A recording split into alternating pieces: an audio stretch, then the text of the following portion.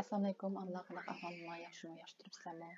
Oldingi soatlik darsimizda bizning bolaligimizdagi ba'zi nachar kechirimlarninki, mayli u bizniki hissiy jihatdan uchragan azorlarimiz bo'lsin yoki jismoniy jihatdan yegan zarbalarimiz bo'lsin yoki jinsiy parakandchilik bo'lsin yoki ota-onamizdan baldur ayrilib qolish, har qanday shakllarda ayrilib qolish bo'lsin, shularning hammasi bizniki keyingi hayotimizga passiv ta'sir ko'rsatadigan, psixikimizga passiv ta'sir ko'rsatadigan tragediyalar ekanligi to'g'risida to'xtalgan to'q.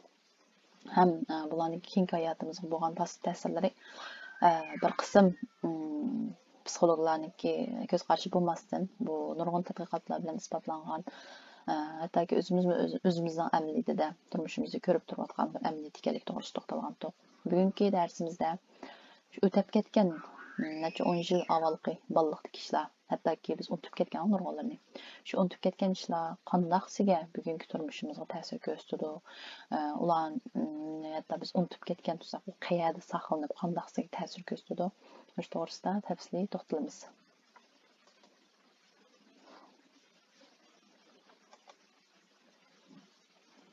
Odatda biz ko'pinchamiz farzand tarbiyasi to'g'risida yaxshi izlanyapmiz. Chunki haqiqatan bizning oramizda yoki bizdan ilgarigilar farzand tarbiyasi to'g'risidagi ma'lumotlarga to'g'ri yaxshi erishamagan, har xil sharoitlar tufaylidan farzand tarbiyasini nurg'un xatoliklarni o'tkazgan. Shundaqmi? Mayli o'zimizning ota-onamiz bo'lsin yoki bizning atrofimizga boshqalar bo'lsin, hattoki yil ham shunday xatolikni o'tkazayotganlar bor. Biz o'zimiz farzand tarbiyasi to'g'risida to'xtamay izlangandan keyin bolalarimizga masalan qanday muomala qilsak, ularning kimligi, kishilik xarakteriga yaxshi bo'ldi, ularni qanday rag'batlantirsak bo'ladi, ularni yomon ishlardan qaysi usulda to'ssak bo'ladi, ularning qanday ehtiyojlari bor, mayli jismoniy jihatdan bo'lsin yoki hissiy jihatdan bo'lsin. Mushularni biz pedagoglarning ko'rsatmalari bilan to'xtamay izlanib o'rganyapmiz, ham o'zimiz az bo'lmagan natijalarga erishdik shu ko'rsatmalarga ergashish orqali.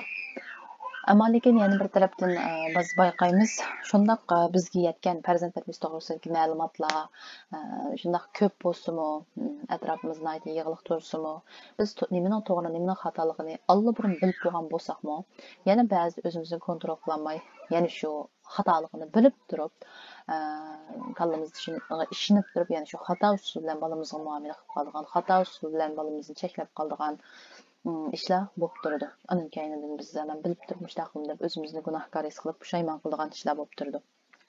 Masalan, bu yerda ko'rsatganimizdek, ba'zida shu xatoligimni bilaman, shuning uchun qilsam xato bo'lganligini bilaman, ammo o'zim bilmay turib bolamga vaqirab salaman deyishimiz mumkin. Masalan, ondan bolamga endi men hargiz bolamni urmayman deb necha qitim va'da berdim, o'zimga va'da berdim, urgandan keyin bolamdan kechirim so'radim, bolamga va'da berdim, urmayman deb, lekin yana ba'zida o'zimni tutib olmasdan, qo'limni kontrol qilolmasdan bolamni urib salaman deyishimiz mumkin.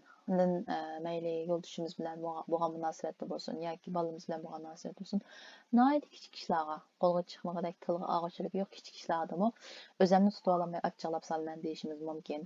Yo boshqalarniki bir og'iz gapi yoki bunday qarab qo'yishi yoki bir zangliqdek bir xil kulimsirishmi bizningki kallamiz ajoyib ta'sir qilib bizni har xil yomon tuyg'ularga akab qo'yishi mumkin, achchig'imizni keltirishi mumkin yoki bizni o'zimizni tuyan ko'rishiga sabab bo'lishi mumkin, qadrsiz his qilishi mumkin degandek har xil past tuyg'ular qilishi mumkin. Amaliyotda bu bir og'iz odatdagi gap, aslida eg'irib ketishni hojati bo'lmagan bir gap.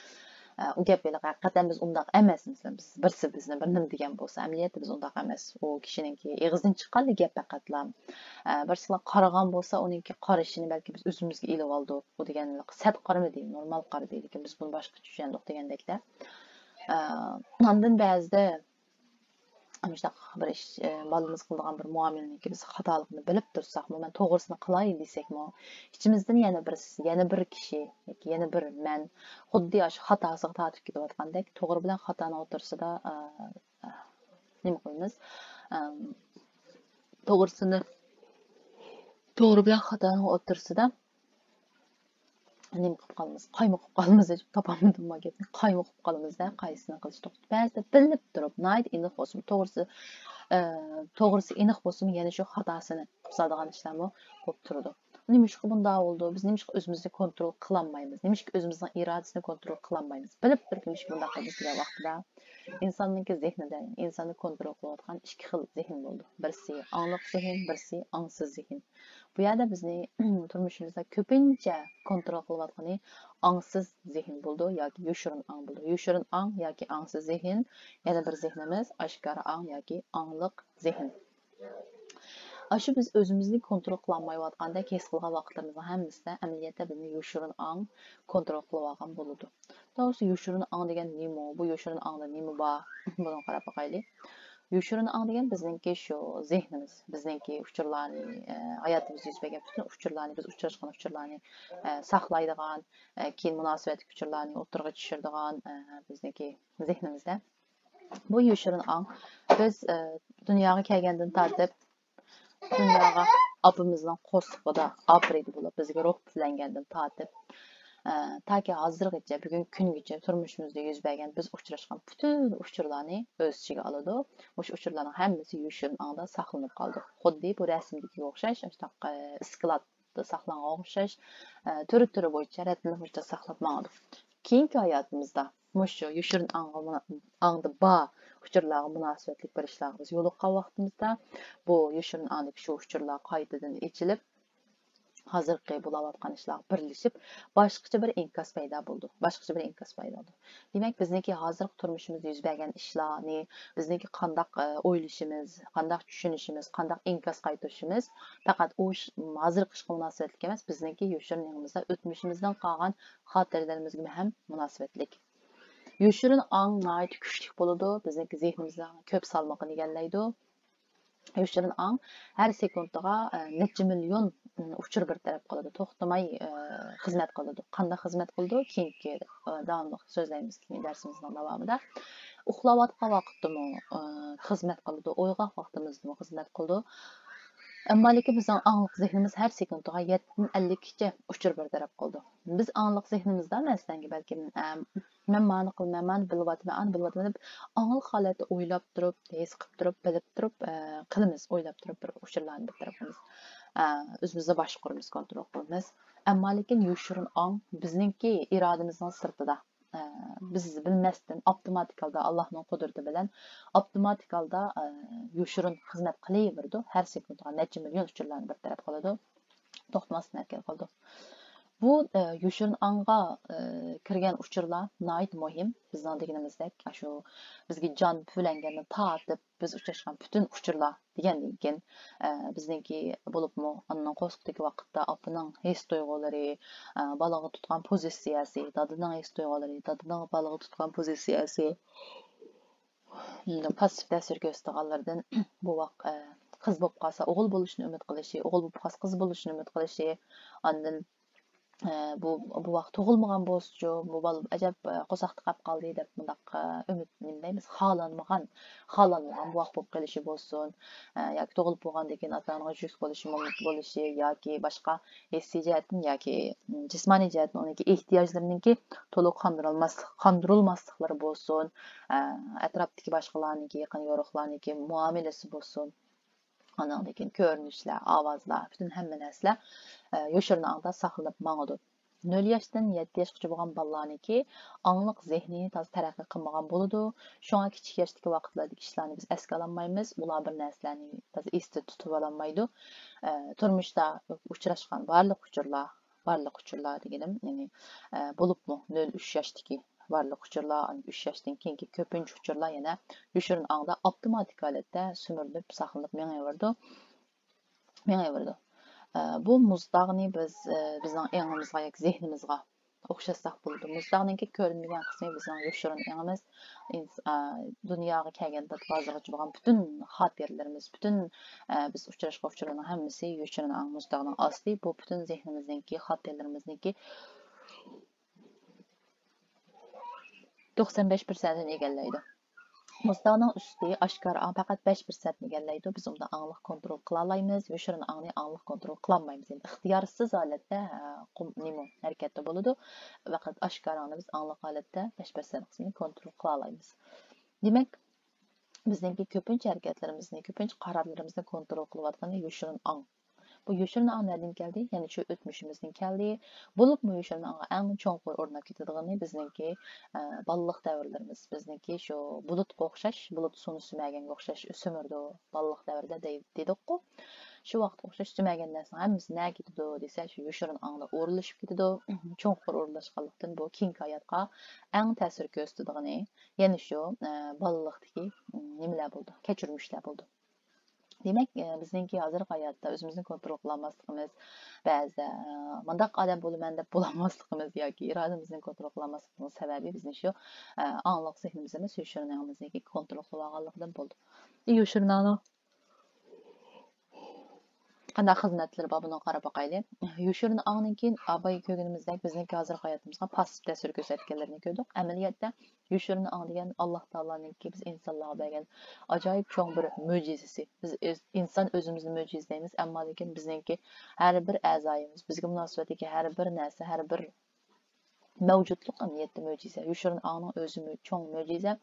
Yoshurun ağ to'g'risida, insonlar yoshurun ağ to'g'risida nurg'un cho'ng tadqiqotlar olib berilgan, bu to'g'risida ayrim yoshurun ağ to'g'risidagi kitoblar bor, tarbiyalar bor, yoshurun ağni kontrol qilish, programmalash to'g'risida. Bu bir cho'ng temada.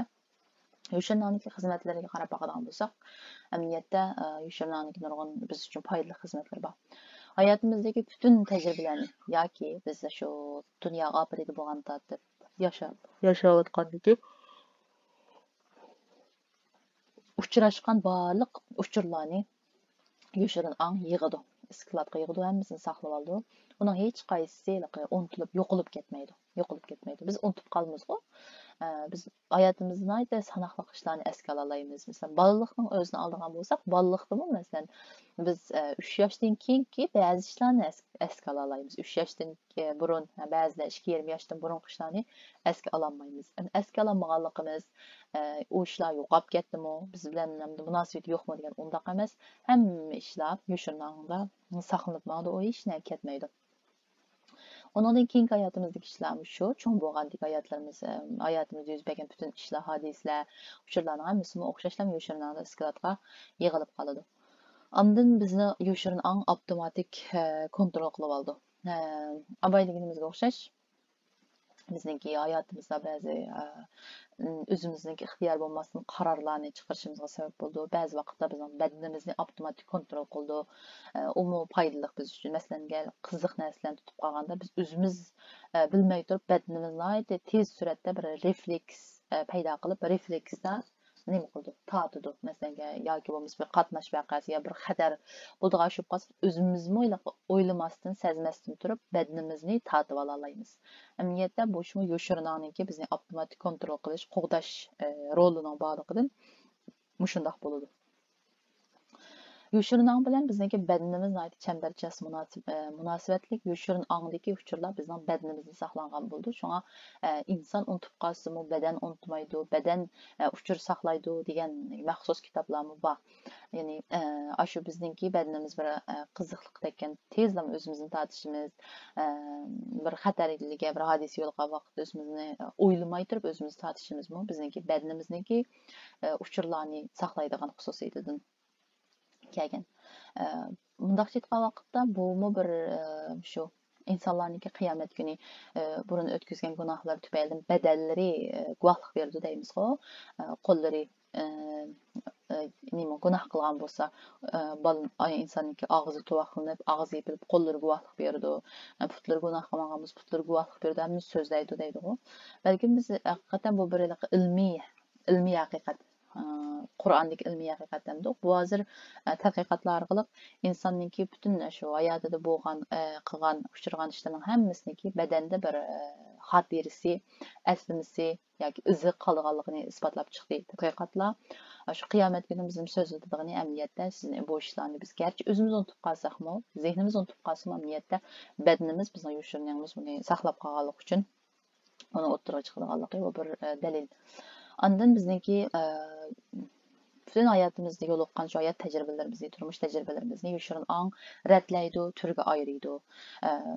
Masalan, bizlarga necha milyon uchurlar yo'liqimiz, bizning anglayotgan ovozlarimiz, ko'rayotgan ko'rinishlarimiz, o'qigan kitoblarimiz, ko'rishgan odamlarimiz, qatnashgan suhbatlarimiz bo'lsin.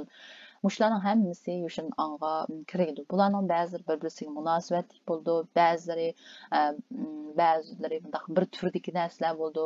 Bularni oshkor yangimizda, masalan, esimizda bor bo'lsa, masalan, bizni bir mezgildan bor, masalan, 5-6 yil oldida bir kitob o'qigan bo'lsak, andan uningdagi mazmun bugun o'qigan kitobimizda chiqqan bo'lsa, u 5-6 yil avvalgi kitobdagi mazmunni biz unutib ketgan bo'lsak, hozirgi o'qigan mazmunimiz zehnimizga kirgandan keyin yoshirganimizda avtomatik ularni bir-birisi bilan bog'laydi. Ikkisini munosabatni bir-birisiga bog'lab, boshqa qaratlashlarni borda, shunga o'xshash bizning butun hayotimizda o'rgangan narsalarimizni, bilimlarni bizning yoshirganimiz avtomatik bizga ratlab beradi, pishiqlab beradi.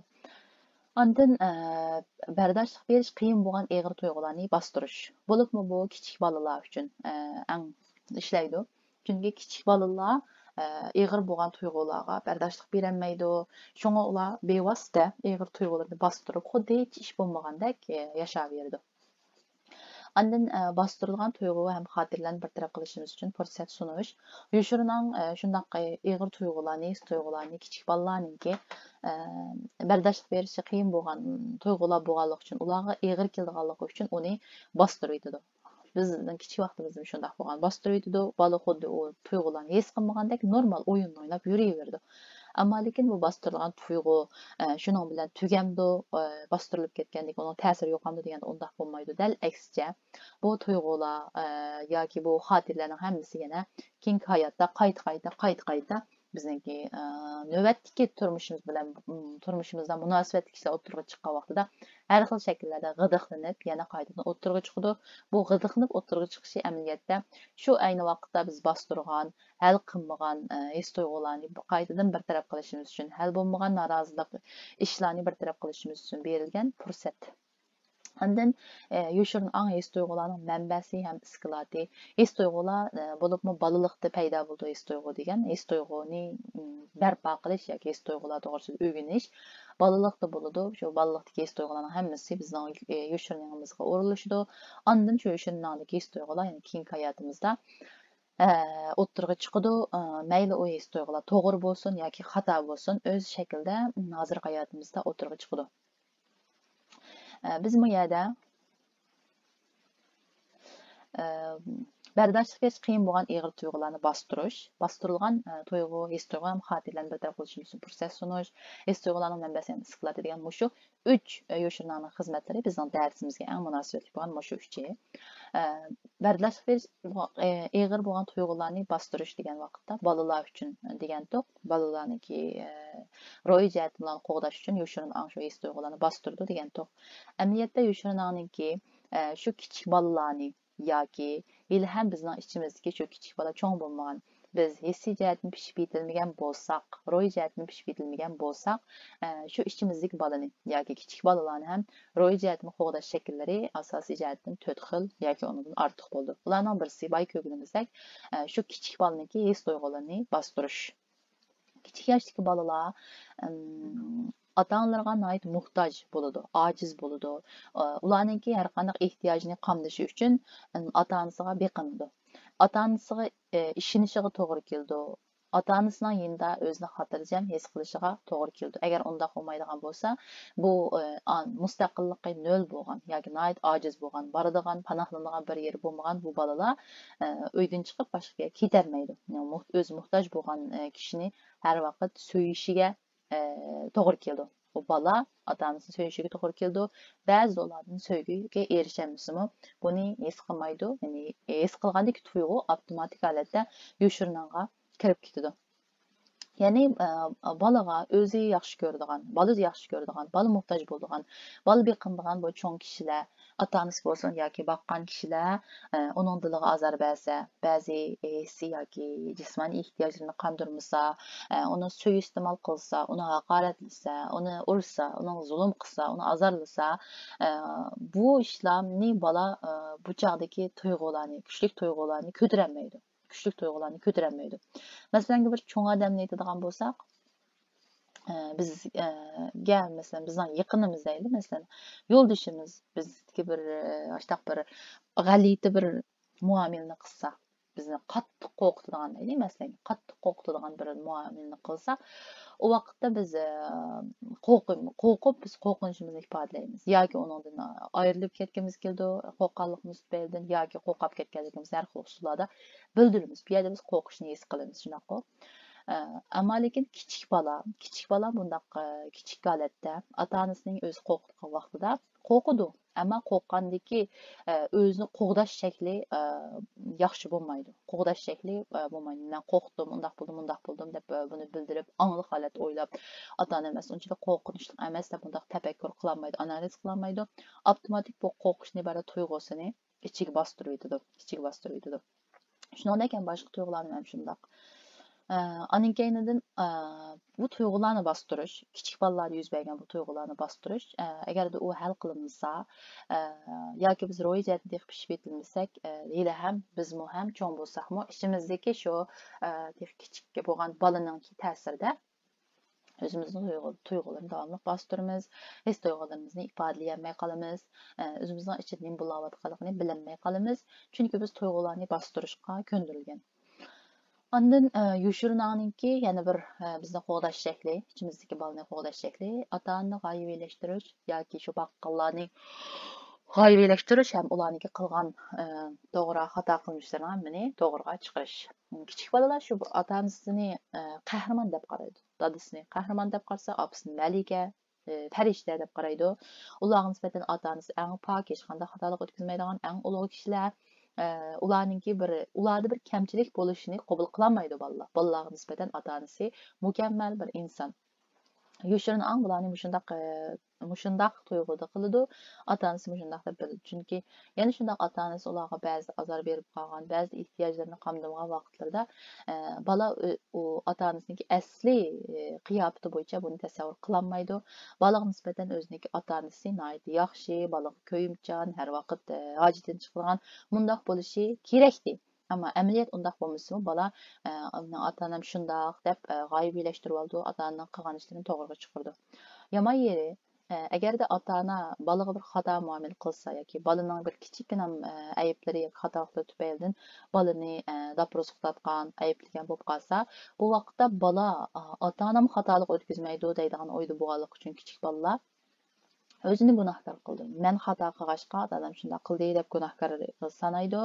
Ondan buningki keng hayotdan ta'siri odatda boshqalar qurbon bo'lib yana o'zini gunohkor his qilish. Garchi xatolik boshqalarda bo'lsa-mu, xatolikni boshqalarga atlamasdan o'ziga xatolik qo'ydigan, o'zini ayblaydigan bunday passiv hissiyatda bo'lib qoldi. Ondan inkor qilish, ya'ni ota-onam men unda qilmagan, unda qilmaydi deb bilaqi.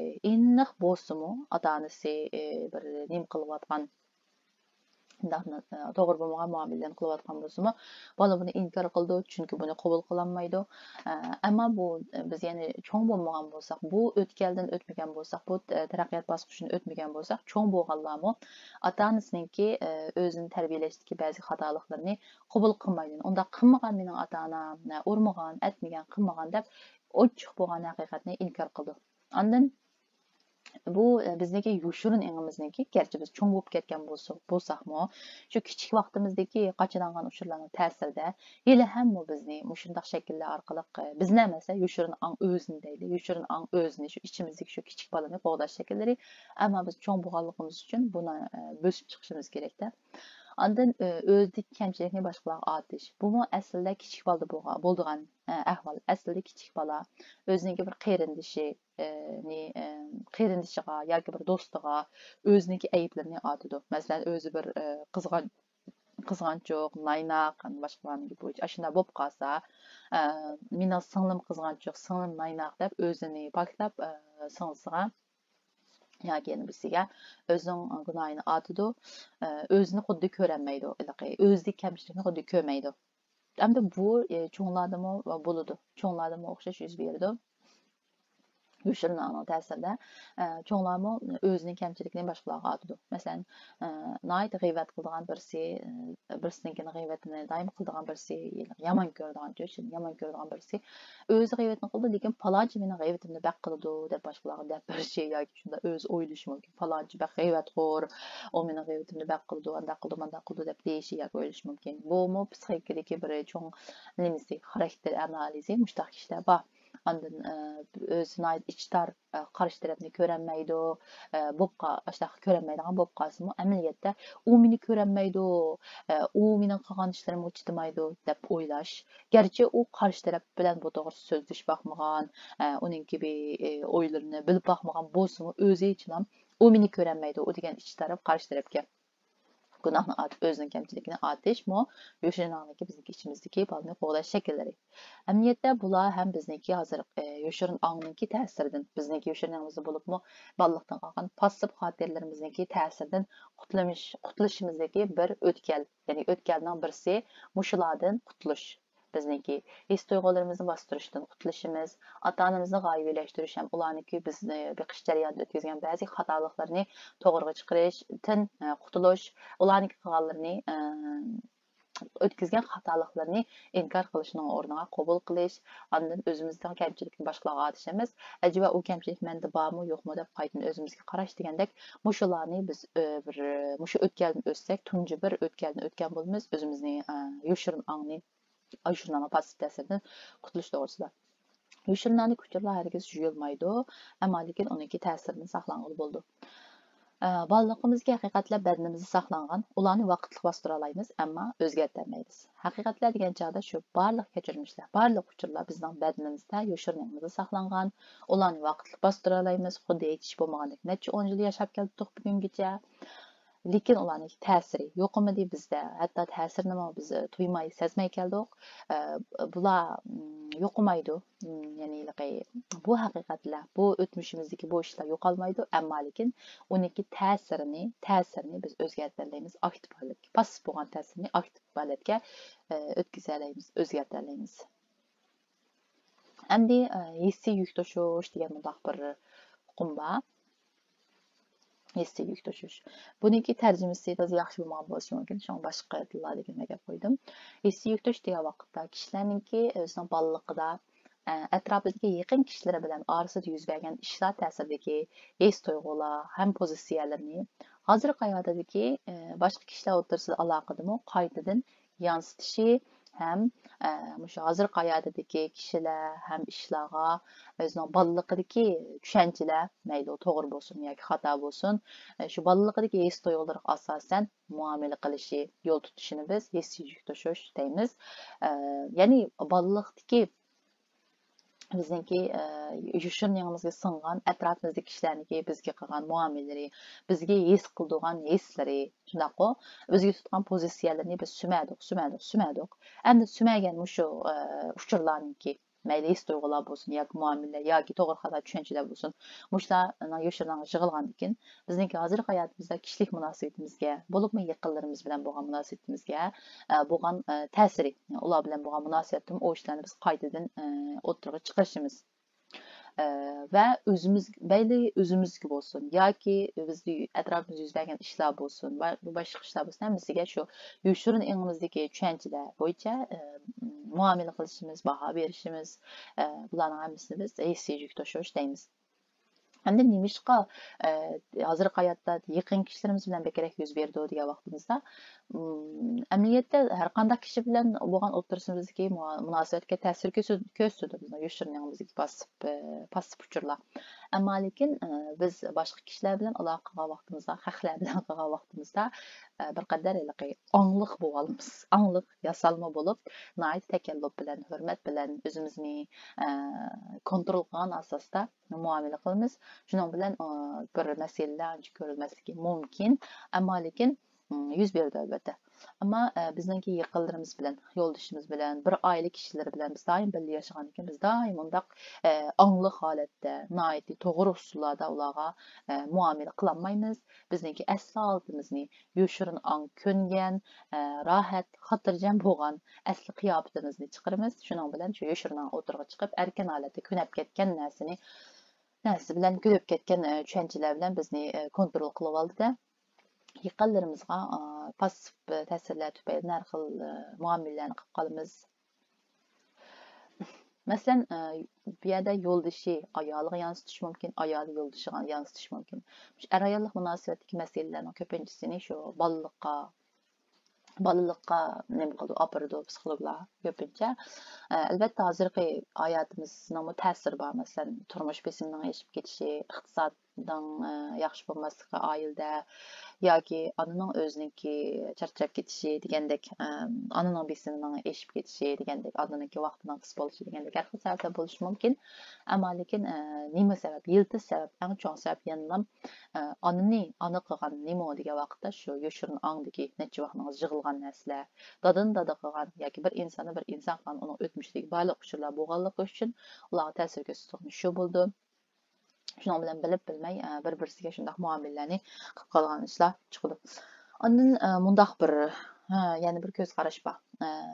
Boshqalarga yansıtish yoki keyingi turmushida bu shirnandagi uchurlarga qayta yansıtish degan vaqtida jo'ri tanlashdan ko'p ta'sir bo'ldi deydi. Masalan, bir ayolniki dadasi kichikida haroqkash bo'lsa, cho'ng bo'lgan vaqtda bu ayol cho'ng ehtimolda haroqkash bir er topadi deydi. Chunki uniki yoshirinining haroq ichishdan iborat bo'lishini erlarga nisbatan normal, odatdagi ish debdi, ko'nib ketgan, ko'rib bilib yoshirining bunaqa odatlanib ketgan, buni normal ish deb qolgan. Yoshiriniz nimaga ko'ngan bo'lsa, buni biz normal deb qolamiz. Normal deb qolgandan keyin yo'ldoshining haroq ichishini u normal deb qaraydi.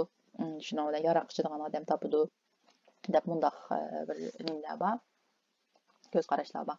Ondan yana o'xshash yo'ldosh dadasi, tayoqchi urdigan odam, zolim odam bo'lib qolsa, bu ayol to'y qildigan vaqtida naq o'zini urdigan erni topdi. Agarda urdigan erni topmasimi, to'y qilib bo'lgandan keyin ayol har xil usullar bilan nima qilib deymiz, askilik qilib, bir bezlik qilib, askilik qilib, dandoqashda qilib erini o'zini urg'izdi. Ya'ni u o'tmishida yuz bergan shu yoshirdan singib ketgan narsani qaytadan takrorlaydi. Har xil usullar bilan deydigan bunday ko'z qarashlar bor. Haqiqatan bu ba'zilarning hayotida bunday ish yuz berdi. Yana birga nima? Burunqi yuz bergan ishlarga nisbatan ota-onaning qilgan yoki boshqa cho'nglarning bolaligida qilgan noto'g'ri muomalalarga nisbatan buni to'g'ri deb qabul qildiganlar yoki uningga taslim bo'ldiganlar deylik. Ashtaq muomalalarga birga taslim bo'ldiganlar chiqdi yoki qarshi chiqadiganlar chiqdi. Ikki turli insonlar chiqdi deb bo'ldigan psixologlar bor. Taslim bo'lganlar qanday degan vaqtida xuddi shu haroq ichgan dadani qabul qilganga, haroq ichish normal bilganga o'xshash, o'zi shunday ota-onasining nachar muomalasiga uchragan bo'lsa, tayoq to'qmoqqa uchragan bo'lsa, ashta muomalaga uchragan bo'lsa, buningga taslim bo'lib, men shunday urinaman, men shunday bo'lsam bu normal deb keyingi hayotidami shunday tayoq to'qmoqqa uchrash yoki zulmga uchrash, bo'zaq qilinishni normal bildigan bo'lib ketadi. Yana birisi qarshi chiquvchi turi. Qarshi chiquvchi turda mutlaq qarshi turadigan kichik vaqtida undaq muomala ko'rgan bo'lsa-mu, men shunday qilgan lekin men undaq bo'lmayman deb qarshi chiqadigan. Hattoki ota-onasiga qancha yesh cho'ng bo'lmaylar, sizlar shunday qildinglar deb ota-onasiga qarshi chiqgan xatoligini, ota-onasining xatoligini ko'rsatib turadigan. Keyingi hayotida undaq ota-onasining kichiklik ko'rgan zulmni ko'rishni qat'iy xohlamaydigan. Bundaq qarshi chiquvchi tiplarmi bo'ldi deb bunda har xil analiz qildi kishilik xarakterini. Cho'qim shundaq manda bo'ldi deb delamaymiz. Insondek bir murakkab bir maxluq yo'q-ku. Ammo lekin bizning bildiganimiz shu passiv ta'sirda naydi bo'ldi hozirgi turmushimizda, er-ayollik munosabatimizda, his tuyg'ularimizni qanday ifodalashimizda. Yana bu bek xatarlik bo'lgani bizningki bolalarimizga yansıtishimiz, yoshirnandagi bizningki jiqan passiv uchurlarimizni. Yoshirin ongdagi amaliyotda uchurlar hammasi passiv bo'lmaydi. Ba'zilari aktiv bizni umidlantiradigan, ilhomlantiradigan, turmush sifatimizni yaxshilaydigan uchurlar bo'ldi. Biz shu yoshirnanga jiqqan bolaligimizning chiqqan uchurlar sababidan tirishchan, radlik bo'lishimiz mumkin va passiv uchurlar bo'ldi. Bu passiv uchurlar tufaylidan bizda ba'zi bir passiv tuyg'ular bo'lishi mumkin, qo'rqinchli, jasoratsiz bo'lishimiz mumkin, o'zimizni qadrsiz his qiladigan bo'lishimiz mumkin, o'rin bo'lishimiz mumkin, bir ishlarda didimiz yo'q, bir nimamiz bo'lmasligi mumkin. Tafakkur qilish, bir narsani didlash, loyihalash, planlash iqtidorimiz bo'lmasligi mumkin degandek, ham passiv ham aktiv taraflari bo'ladi. Ammo bolamizga yansıtқан vaqtdagi eng xatarliklari shu. Passiv bo'lgan xotirlarimizniki o'zimizning farzandlarni tarbiyalashida bizni ziyon uchratishi eng xatarlik yeri shu. Abay darsimizning 5 deganga o'xshash, bizningki shu farzand tarbiyasi to'g'risida bilgan uchurlarimiz bilan bizningki amaliyatimiz o'zimizni kontrol qila olmay ba'zida amaliyatimiz mos kelmay qoladi. Bo'libmi yoshirnaniki bizning kontrolga elib olishi biz balki charchagan vaqtlarda, bir ishlarni jiddiylashgan vaqtda, bizning ba'zi ehtiyojlarimiz qondirilmay qolgan vaqtida, masalan bizningki boshqalar bilan paranglashishga ehtiyojimiz bo'ladi. Mesela yalnız bolsak yo'ldoshimiz bilan paranglashishga ehtiyojimiz bo'ldi. Yo'ldoshimiz o ehtiyojimizni qanday bo'lmasa o'zidan paranglashmay telefon qarab o'zini ishini qilib yurgan bo'lsa, xizmat aldirashib yurgan bo'lsa, lekin bizningki nima jismoniy ehtiyojlarimiz bo'ldi. Tomoqlarni biz vaqti-vaqtida yeyishimiz kerak. Bolalar bilan buni yelanmagan bo'lsak, bizning dam olish ehtiyojimiz bo'ldi. Vaqtida uxlab, to'liq uxlashimiz kerak. Deganga o'xshash bizning ehtiyojlarimiz bo'ladi. Bu ehtiyojlarimiz qonmagan yoki to'liq qonmagan vaqtlarda yoshirin ong bizni kontrol qilib oldi. Ya'ni bizning xotirjam turmushda hamma narsamiz ko'nglimiz xotirjam vaqtida, biz ongli holatda, jiddiylashmagan vaqtlarda, ongli holatda biz bilgan bilimlarga, bilgan yangi o'rgangan uchurlarga asosan bolamizga muomala qilishimiz mumkin. Ya'ni mundaq qilsam to'g'ri, mundaq qilsam xato ekan, opamdan men mundaq qilib lekin men undaq qilmayman deb bilishimiz mumkin. Ammo lekin turmushimizning besimi oshgan, jiddiylashgan mundaq vaqtlarda, aldirgan vaqtlarda biz uni o'ylab bo'lishga oshkoringimizdanki qurbati yetmaydi. Avtomatik holatda yoshirganimizni bor bo'lgan uchurlarga asosan bolamizga muomala qilib qolamiz. Xuddi bu uchurlar bizning yoshirganimizda saqlangan o'xshash. Bu uchurlarni biz bolamizniki yoshirganga yutkavyapmiz, yoshirganga o'tkazib beryapmiz. Shu bolamizning yoshirganga bular o'xshash qachilindi, bularning yoshirgandagi bu uchurlar keyingi turmushda yana o'xshash passiv ta'sir ko'rsatadi. Bu amaliyotda miros qolgan onaliqimiz desakmi bo'ladi. Ota-onamizning bizga qilgan muomalalarniki hatto o'xshashni bolamizga qilamiz. Ular bizga his qiladigan o'xshashini biz bolamizga his qildiramiz. Taki uni biz bayqab, ongli holatda bir kontrol qilmoqchilik shunday bo'lamiz. Agarda biz farzand tarbiyasi to'g'risida hech qanday izlanmagan, hech narsa bilmagan onalar bo'lgan bo'lsak, albatta biz opamizdan nima ko'rgan bo'lsak, bolamizga avtomatik shuni qilatdik. Ya'ni o'rganishning hojati yo'q, mushtaq deb nayt qiynalmaylam balkim. Qiynalmaylam, ota-onamiz bizga nima qilsa shunday muomalani o'zimizni ufratmaylamdik, o'zimizni ufratmaylam, bolamizga shu xil usullarda tarbiya qilishimiz mumkin. Lekin yani ko'rganimizdek bolalarımızga his qildirayotganimiz dal bolaligimizda ota-onamizning yoki bizning baqqallarning bizga his qildirganlari toki biz uni bayqab shifa topguncha. Bolalar bilan ba'zida tirkishib qolamiz, bola yig'laydi. Amaliyotda bizning ichimizdan tildaydi, yuragimiz og'riydi, beorom bo'lamiz. Bola ham shunday tugishib ketadi. Ajoyib passiv tuyg'ular bo'ldi. Bu passiv tuyg'ularning hammasi yoshirganga avtomatik cho'nqur o'rlashib ketadi. Biz uning oldini olmasak yoki o'rlashgandan keyin ko'chilab chiqarib etmasak. Mushu bola his qilgandagi his tuyg'ular dal bizniki bolaligimizda bizning ota-onamiz his qilgan tuyg'ular bo'ladi. Ularmi biz bilan shunday ayni vaqtda shunday tirkashgan. Bu yerda bir rasm bor. Ota-onaniki yesi shukuniki bolaga o'tishi yoki miros qilishi. Opasininki psixik sog'lomligidan yaxshi emas. Bola jidal qilgan vaqtda yoki boshqa vaqtlarda nima ish qilishni bilmay, nima qildi, o'zini xudini yo'qotib qo'ygandek bo'lib ketadi. Masalan, bu qiz bola bir nima qilibdi-ki, men bu bolani qanday bir taraf qilishimni bilmadim, bu boladan joq to'ydim deb urdi opa bu yerda. Opaning bu chog'dagi bundaq seskangan, azoblangan, umidsizlangan, yana qanday tuyg'ular bo'lishi mumkin? Bu shunday passiv tuyg'ularni, passiv chiroyini, passiv holatini bola ko'rdi. Ya'ni bu yerdagi ko'rish bilan cheklanmaydi bolalarning ko'rishi. Butun hammani qabul qilib, sumirib, yoshiringa o'rinlashtirib oldi. Ondan bu bola cho'ng bo'ldi, cho'ng bo'lgandan keyin bu yoshirning singdirib olgan shu passiv mishadan opsini singdirib olgan passiv his tuyg'ulari cho'ng bo'lgandan keyin o'zining hayotiga munosabatli kishilarga yo'liqqan vaqtida g'idiqlanib, har xil shaklda o'tirg'i chiqdi. Shundan bu qiz o'zida ba'zi bir masalalarning borlig'ini bilib, psixologga bordi. Psixolog bu qizda biz bir taraf qilishga tegishli masalalar ko'pkan dedi. Ya'ni bu masalalar nereden kelgan deganda, bu masalalar bu qiz kichik vaqtida opasidan kelgan. Balkim opasidagi masalalarmi o ayolning opasidan kelgan bo'lishi mumkin. Ya'ni bu miras qilayotgan bir psixikalik kasallar desakmi bo'ladi. Amaliyotda bolalar miras qoldiradiganimiz psixikalik kasallar emas albatta. Bizningki masalan ota-onalik uslubimiz miras qoldi deymiz. Uy tutish uslubimiz miras qoldi deymiz. Miras qilish desek cho'ng gapdek bilinib keldi, ammo lekin haqiqatan bir onaniki uyni qandoq tutishi, tomoqni qandoq etishi, boshqalar bilan bo'lgan munosabati, o'zini qandoq kutishi, o'ziga qandoq muomala qilishi, yo'ldosh bilan bo'lgan munosabati, shularning hammasi amaliyotda bizniki keyingi turmush qurgandan keyingi hayotimizda o'xshashdan uy tutishimiz, bolamizga, erimizga qandoq muomala qilishimiz, boshqalarga qandoq muomala qilishimiz shularga ta'sir ko'rsatadi. O'xshash holatda nima nusx qilishimiz mumkin emas. Unda o'xshash nusx qilmaymiz, ammo lekin ko'pincha ishlar o'xshaydi. Masalan, sizlar his qilgan bo'lishingiz mumkin, bizniki bolalarimizni akiltishimiz,